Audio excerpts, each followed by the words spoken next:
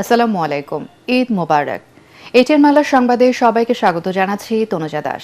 শুরুতেই জানিয়ে দেব BRB cables সংবাদ শিরোনাম। কুমিল্লায় বাস ট্রেন সংঘর্ষে নিহত 12, হবিগঞ্জ সহ বিভিন্ন জেলায় আরও 9 জনের মৃত্যু। রেল ক্রসিং সহ সামগ্রী পরিবহন ব্যবস্থা নিরাপদ করতে প্রধানমন্ত্রীর নির্দেশ। ঈদের পরদিনও ঘরমুখো মানুষ। কমলাপুর রেল স্টেশনে যাত্রীদের ভিড়, পর্যাপ্ত বাস না চলায় ভোগান্তিতে যাত্রীরা।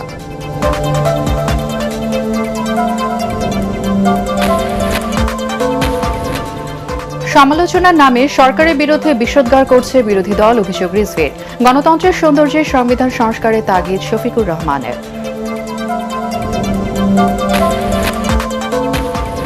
জোরপূর্বক শ্রম নিয়ে মার্কিন তদন্ত বাংলাদেশের জন্য অস্বস্তিকর হলেও বাণিজ্যে প্রভাব পড়বে না, দাবি বিজিএমই এর। সরকারকে কৌশলী হওয়ার পরামর্শ বিশেষজ্ঞদের। এবং হরমুজ প্রণালীতে বিদেশি জাহাজ চলাচলে ইরানের অনুমতি লাগবে। আইএমওতে নিযুক্ত দেশটির রাষ্ট্রদূত। সমুদ্র নিরাপত্তায় বিভিন্ন দেশের সঙ্গে কাজ করতে প্রস্তুত তেহরান। শুনছিলেন বিআরবি কেবলস সংবাদ শিরোনাম, এবারে বিস্তারিত।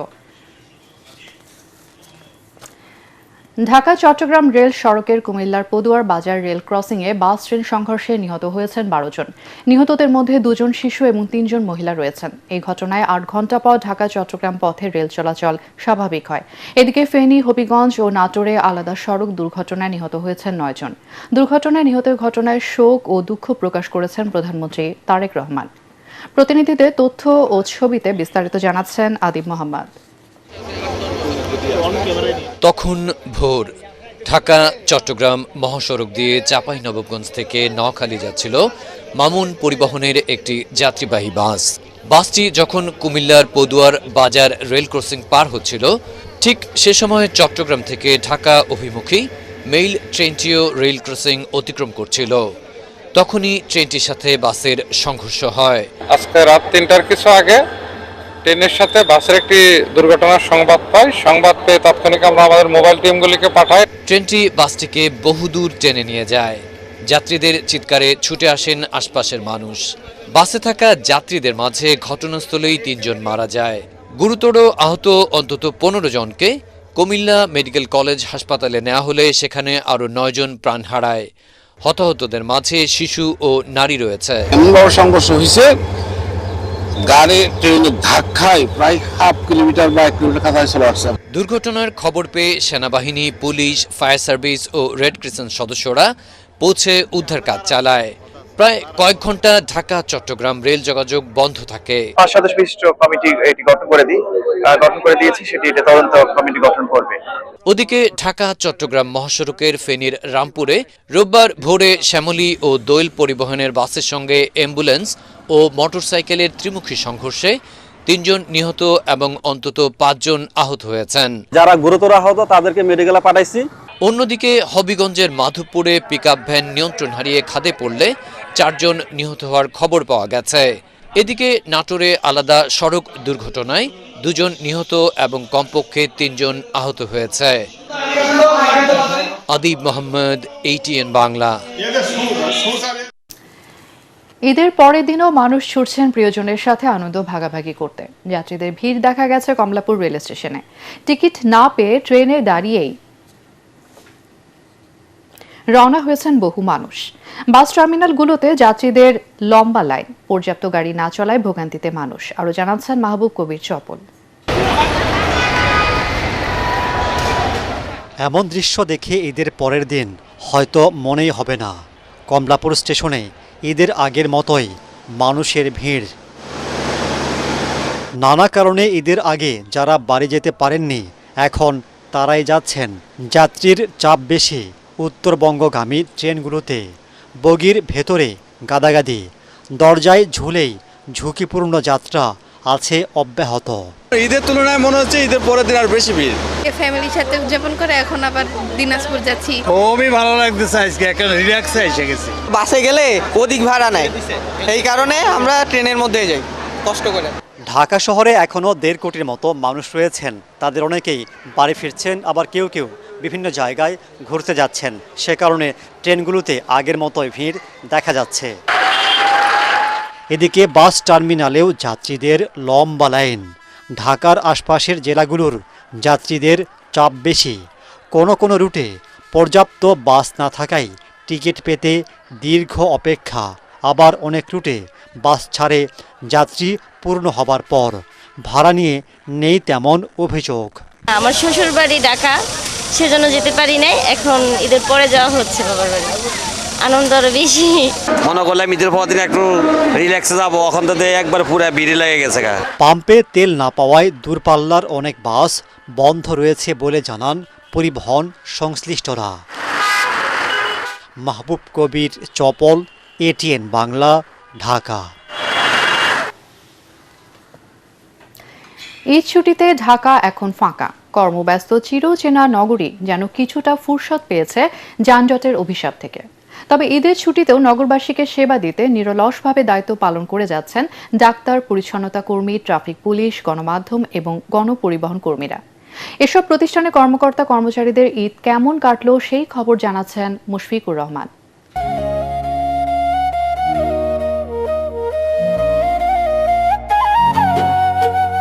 বছর ঘুরে ঈদ আসে, শেকড়ের টানে বাড়ি ফেরে মানুষ। কর্মব্যস্ত যানজটের নগরী ঢাকা হয় ফাঁকা। তবে সবার ছুটি থাকলেও নগরবাসীকে সেবা দিতে থেকে যেতে হয় অনেককেই। রাজধানীর পাড়া মহল্লার ময়লা আবর্জনা পরিষ্কার করা পরিচ্ছন্নতা কর্মীদের ঈদে বাড়ি যাওয়া হয়নি। ঈদ কাটছি আল্লাহর রহমতে ভালোই, কিন্তু এখন ময়লা আর কি ছাপা করতে হবে আগে, এটা হলো আগের কাজ। তার মধ্যে ঈদ বিসর্জন দিয়ে তো আমাদের কাজ করতে হয় যাতে নগরবাসী পরিষ্কার সুন্দরভাবে থাকতে পারে। নগরীর যাত্রীদের সেবা দিয়ে যাচ্ছেন গণপরিবহনের চালক ও হেল্পাররা। কিছু বসা আছে, কিছু চলতে আছে, সবার চলে মিলে চলতে হয়। আমরা সেবা না গেলে যাত্রী যাবো, কারণ আমাদের সেবার লেগে আছে, বুঝছেন না। ঈদের ছুটিতেও হাসপাতালগুলোতে রোগীদের সেবাদানে ব্যস্ত ডাক্তাররা। এছাড়া যথারীতি ট্রাফিক পুলিশের তৎপরতা অব্যাহত রয়েছে রাজধানী জুড়ে। সবকিছু কিন্তু এই মুহূর্তে মোটামুটি বন্ধ। আমাদের ইমার্জেন্সি সার্ভিসটা আছে, আজকে বহির্বিভাগও খোলা আছে অল্প সময়ের জন্য। কিন্তু তারপরে এই যে যারা পীড়িত রোগী তাদেরকে সেবা দিতে পারছি, আমরা এটার ভিতর দিয়ে আনন্দ পাই। ভালো লাগছে। মানুষের ঈদের বছরে তো একটা ঈদ, যদি আমরা একটু সেবা না দিই তাহলে কিভাবে তারা চলাচল করবে। অন্যদিকে 24 ঘন্টা দেশ এবং দেশের বাইরের খবর সংগ্রহ এবং প্রচারে নিরলস কাজ করে যান গণমাধ্যম কর্মীরা। স্বজনদের সাথে ঈদ উদযাপন করার সৌভাগ্য সবার হয় না, কারো কারো থেকে যেতে হয় মানুষকে সেবা দিতে। ঈদ কেমন কেটেছে এমন প্রশ্নের উত্তরে তবুও তারা একগাল হেসে বলেন, সেবাদানেই আসল ঈদের আনন্দ তাদের। মুশফিকুর রহমান, এটিএন বাংলা, ঢাকা। বিরোধী কয়েকটি দল সমালোচনার নামে প্রধানমন্ত্রী তারেক রহমান ও সরকারের বিরুদ্ধে বিষোদ্গার ও মিথ্যাচার করছে বলে অভিযোগ করেছেন প্রধানমন্ত্রীর রাজনৈতিক উপদেষ্টা ও বিএনপির সিনিয়র যুগ্ম মহাসচিব রুহুল কবির রিজভী। নয়াপল্টনে দলের কেন্দ্রীয় কার্যালয়ের সংবাদ সম্মেলনে তিনি আরও বলেন, গণতন্ত্র ও বাকস্বাধীনতার সুযোগে অসত্য কথা বলে জনগণকে বিভ্রান্ত করার চেষ্টা দুঃখজনক। 26শে মার্চ স্বাধীনতা ও জাতীয় দিবস উপলক্ষে জাতীয় স্মৃতিসৌধে শ্রদ্ধা নিবেদন, আলোচনা সভা সহ দলের পক্ষ থেকে 2 দিনের কর্মসূচি ঘোষণা করেন রুহুল কবির রিজভী। মানুষের প্রাণ ভরে কথা বলা, সত্য উচ্চারণ করা যে পরিবেশ, সেটি তো গণতন্ত্রের প্রধান শর্ত। সেই অঙ্গীকার পূরণে জনাব তারেক রহমান নিরন্তরভাবে কাজ করে গেছেন। এখনো প্রতিনিয়ত তার বিরুদ্ধে বিষোদ্গার করা হচ্ছে। বিরোধী রাজনীতির পক্ষ থেকে বলেছে এক ফ্যাসিবাদ বিদায় নিয়েছে, আরেক ফ্যাসিবাদ কায়েম হয় কিনা সেটা দেখতে হবে। ফ্যাসিবাদ কায়েমের ইতিহাস তো বিএনপির নেই, বরং ফ্যাসিবাদ থেকে উত্তরণের গৌরবোজ্জ্বল ইতিহাস বিএনপির। যে নতুন গণতন্ত্রের পথ চলা, সেই পথ চলাকে আরো দ্রুত করার জন্য সবাইকে সহযোগিতা করতে হবে। গণতন্ত্রের সৌন্দর্যের জন্য হলেও সংবিধান সংস্কার প্রয়োজন বলে মন্তব্য করেছেন বিরোধী দলীয় নেতা ও জামাত ইসলামের আমির ডাক্তার শফিকুর রহমান। সিলেট সার্কিট হাউসে গণমাধ্যম কর্মীদের সঙ্গে ঈদ শুভেচ্ছা বিনিময়কালে তিনি এই মন্তব্য করেন। তিনি বলেন, রাষ্ট্রপতি পদের প্রতি সম্মান থাকলেও বর্তমানে এই পদে দায়িত্বরত ব্যক্তিকে নিয়ে অনেক প্রশ্ন রয়েছে। রাজনৈতিক সমস্যার সংসদে সমাধান না হলে রাজপথে আন্দোলনের হুঁশিয়ারি দেন বিরোধী দলীয় নেতা। আমাদের দেশের আভ্যন্তরীণ ফেসিবাদ বিদায় নিয়েছে, আমি বলি যে না, ফেসিবাদ বিদায় নিয়ে ফেসিবাদের একটা বড় স্টেক হোল্ডার বিদায় নিয়েছে, কিন্তু ফেসিবাদের কালো ছায়া এখনো এই জাতির মাথার উপরে রয়ে গেছে। আমরা এগুলো প্রত্যেকটার ব্যাপারে আপত্তি জানিয়েছি, প্রতিবাদ জানিয়েছি, দাবি জানিয়েছি। রমজান মাস হওয়ার কারণে আমরা ময়দানে কোনো কর্মসূচি দেইনি, আমরা মানুষকে সম্মান করি। বাংলাদেশ সহ বিশ্বের বিভিন্ন দেশের ওপর অতি উৎপাদন সক্ষমতা ও জোরপূর্বক শ্রম নিয়ে তদন্ত শুরু করেছে ট্রাম্প প্রশাসনের বাণিজ্য বিভাগ। মার্কিন প্রশাসনের এমন সিদ্ধান্ত বাংলাদেশের জন্য অস্বস্তিকর হলেও খুব একটা প্রভাব ফেলবে না বলে মনে করছে বিজিএমইএ।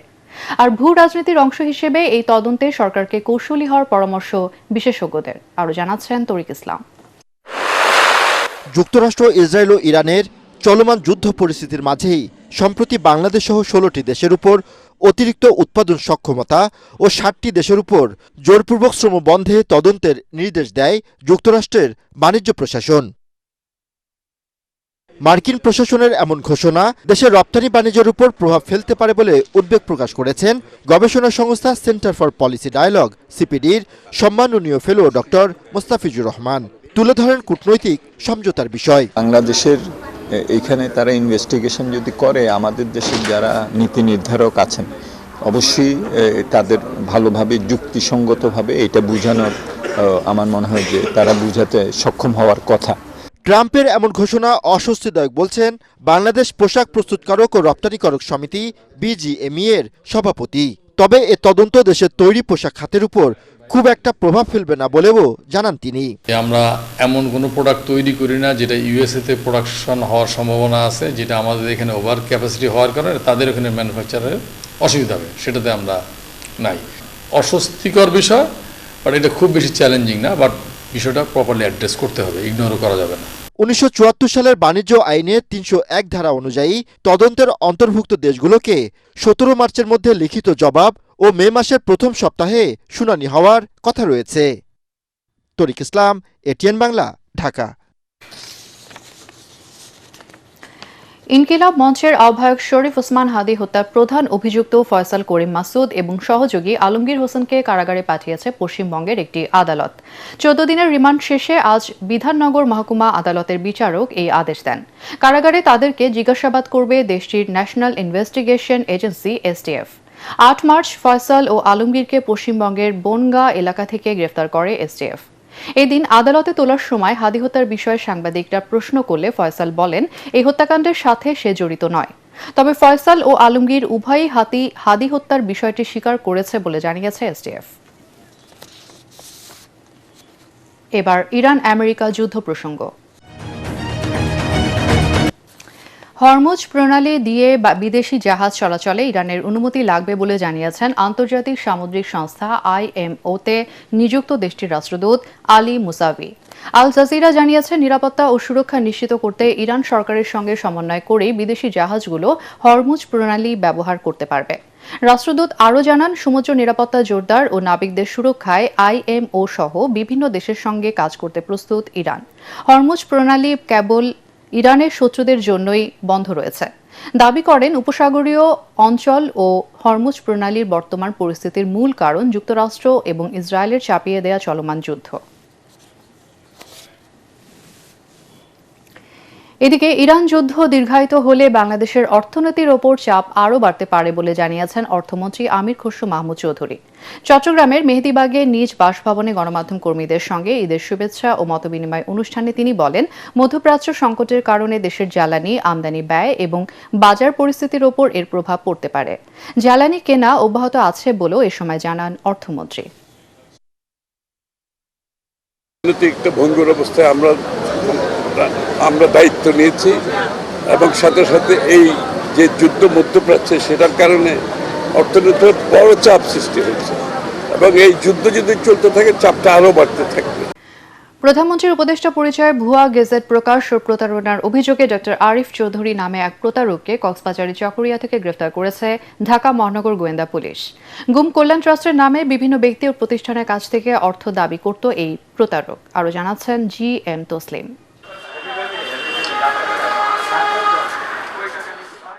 সবার কাছে নিজেকে প্রধানমন্ত্রীর উপদেষ্টা হিসেবে পরিচয় দিয়েই ক্ষান্ত ছিলেন না গ্রেফতার হওয়া প্রতারক ডক্টর আরিফ চৌধুরী। মানুষের বিশ্বাস অর্জনে তৈরি করেছিলেন সরকারি জাল গেজেট, কিন্তু শেষ রক্ষা হল না। অবশেষে গোয়েন্দাদের জালে ধরা পড়েছেন ডক্টর আরিফ চৌধুরী নামের এই প্রতারক। রাজধানীর মিন্টো রোডের ডিএমপি মিডিয়া সেন্টারে সংবাদ সম্মেলনে ডিবি প্রধান জানান, আরিফ চৌধুরী সরকারি গুরুত্বপূর্ণ পদে রয়েছেন। এই মিথ্যা পরিচয়ে অসংখ্য ব্যক্তি ও প্রতিষ্ঠানকে প্রলোভন দেখিয়ে হাতিয়ে নিয়েছেন বিপুল পরিমাণ অর্থ। শাহাবুদ্দিন জামিল, পরিচালক প্রশাসন, প্রধানমন্ত্রীর কার্যালয় ঢাকা, এরকম সিল ব্যবহার করে প্রধানমন্ত্রীর বায়োগ্রাফি তৈরি করে বিভিন্ন লোকের কাছে পাঠাচ্ছে এবং আরও অনেকগুলো আছে এরকম। এই যে দেখেন, এটা একটা গেজেট, এটা আমাদের সরকারি গেজেট। এই গেজেট প্রজ্ঞাপনে সে নিজেকে, আরিফ মহিউদ্দিন, সে নিজেকে প্রধানমন্ত্রীর উপদেষ্টা হিসাবে একটা গেজেট পোস্ট করছে, যেখানে সিগনেচার দেখাচ্ছে যে নাসিমুল গনি স্যারের। এর আগেও প্রতারণার অভিযোগে আরিফ চৌধুরীকে গ্রেফতার করা হয়েছিল। এই চক্রের সাথে আরো কেউ জড়িত রয়েছে কিনা তা খতিয়ে দেখা হচ্ছে। ওনার মোবাইলটা ফরেনসিক করলে জানা যাবে যে উনি কাদেরকে পাঠাইছে, সেই ব্যক্তিগুলোকে আমরা নক করব। এদিকে ফাঁকা ঢাকার সার্বিক নিরাপত্তা ব্যবস্থা সন্তোষজনক উল্লেখ করে ডিবি প্রধান আরও জানান, রাজধানীবাসীর নিরাপত্তায় দিনে 80 এবং রাতে 40টি গোয়েন্দা টিম দায়িত্ব পালন করছে। G M Taslim, ATN Bangla, Dhaka.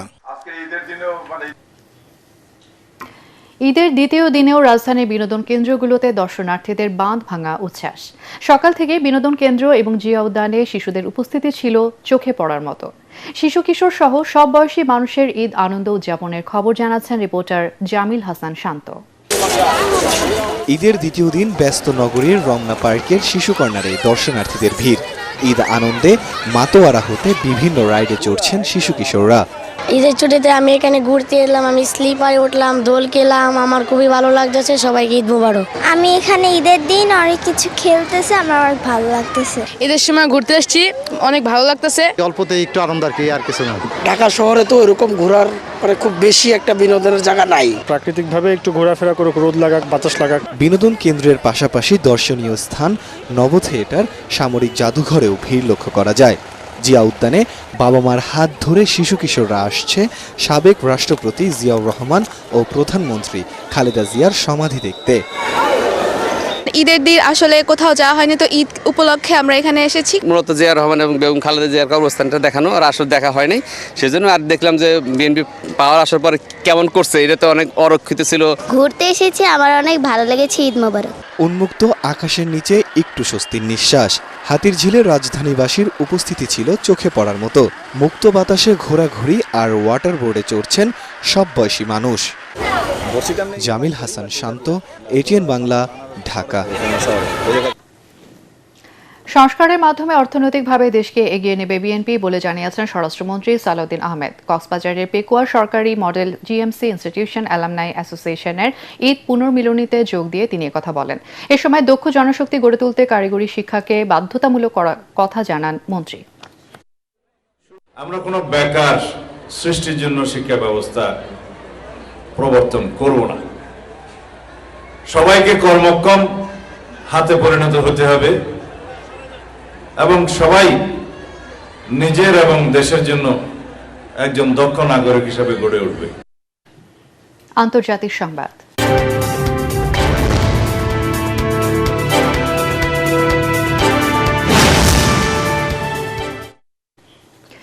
যুক্তরাষ্ট্রের পার্লামেন্টের নিম্নকক্ষ কংগ্রেসে ৭১ সালে বাংলাদেশে পাক বাহিনী চালানো গণহত্যার আন্তর্জাতিক স্বীকৃতির দাবিতে নতুন একটি প্রস্তাব তোলা হয়েছে। কংগ্রেসম্যান গ্রেগ ল্যান্ডসম্যান প্রস্তাবটি উত্থাপন করেন। এতে পাকিস্তানি সেনাবাহিনীর হত্যাযোগ্য লাখ লাখ মানুষের বাস্তুচ্যুত হওয়া এবং নারী নির্যাতনের কথা স্পষ্টভাবে তুলে ধরা হয়, যা পর্যালোচনার জন্য বৈদেশিক সম্পর্ক বিষয়ক কমিটির কাছে পাঠানো হয়েছে। এই প্রস্তাবে পশ্চিম পাকিস্তানি শাসক গোষ্ঠীর তৎকালীন পূর্ব পাকিস্তানের মানুষের সঙ্গে কর বৈষম্যের কথা উল্লেখ করা হয়েছে।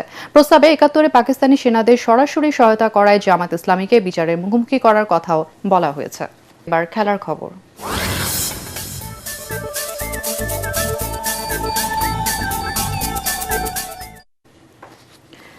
আগামী সেপ্টেম্বর মাসে বাংলাদেশের সঙ্গে 3টি ওয়ানডে এবং 3টি টি-20 ম্যাচ খেলতে বাংলাদেশে আসছে ভারতীয় ক্রিকেট দল। খবরটি নিশ্চিত করেছে ক্রিকেট ওয়েবসাইট ক্রিকবাজ। গত বছর সিরিজটি খেলার কথা ছিল। চলতি বছরের আগস্ট সেপ্টেম্বরে উইন্ডোতে সিরিজটি আয়োজন করতে চায় বিসিবি। সূচি অনুযায়ী আগামী 28 আগস্ট 3টি ওয়ানডে এবং 3টি টি-20 খেলতে বাংলাদেশে আসার কথা ভারতের। ওয়ানডে ম্যাচগুলো অনুষ্ঠিত হবে 1, 3 ও 6 সেপ্টেম্বর। 9, 12 ও 13 সেপ্টেম্বর অনুষ্ঠিত হবে টি-20 সিরিজ। ভারত সিরিজের এই নতুন সূচির কারণে আয়ারল্যান্ড ক্রিকেট বোর্ডকে সফর পিছিয়ে দেওয়ার অনুরোধ জানায় বিসিবি। আইসিসি ওয়ানডে র্যাঙ্কিংয়ে বর্তমানে বাংলাদেশের অবস্থান 9ম। সরাসরি বিশ্বকাপ খেলতে হলে 2027 সালের 31 মার্চের মধ্যে টাইগারদের র্যাঙ্কিংয়ের 8ম স্থানে থাকতে হবে। শেষ করার আগে বিআরবি কেবলস সংবাদ শিরোনাম আরও একবার। কুমিল্লায় বাস ট্রেন সংঘর্ষে নিহত 12, হবিগঞ্জ সহ বিভিন্ন জেলায় আরও 9 জনের মৃত্যু। রেল ক্রসিং সহ সামগ্রিক পরিবহন ব্যবস্থা নিরাপদ করতে প্রধানমন্ত্রীর নির্দেশ।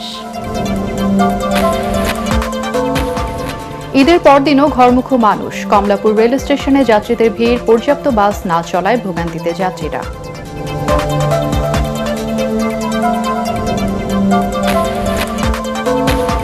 সমালোচনার নামে সরকারের বিরুদ্ধে বিষোদ্গার করছে বিরোধী দল, অভিযোগ রিজভীর।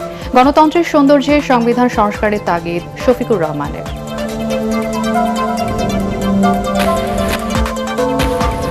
জোরপূর্বক শ্রম নিয়ে মার্কিন তদন্ত বাংলাদেশের জন্য অস্বস্তিকর হলেও বাণিজ্যে প্রভাব পড়বে না, দাবি বিজিএমই এর। সরকারকে কৌশলী হওয়ার পরামর্শ বিশেষজ্ঞদের। এবং হরমুজ প্রণালীতে বিদেশি জাহাজ চলাচলে ইরানের অনুমতি লাগবে, আইএমওতে নিযুক্ত দেশটির রাষ্ট্রদূত। সমুদ্র নিরাপত্তায় বিভিন্ন দেশের সঙ্গে কাজ করতে প্রস্তুত তেহরান। আর এই ছিল এখনকার সংবাদ। আমাদের এটিএন বাংলার সংবাদ ইউটিউবে দেখতে ব্রাউজ করুন youtube/ATN Bangla News।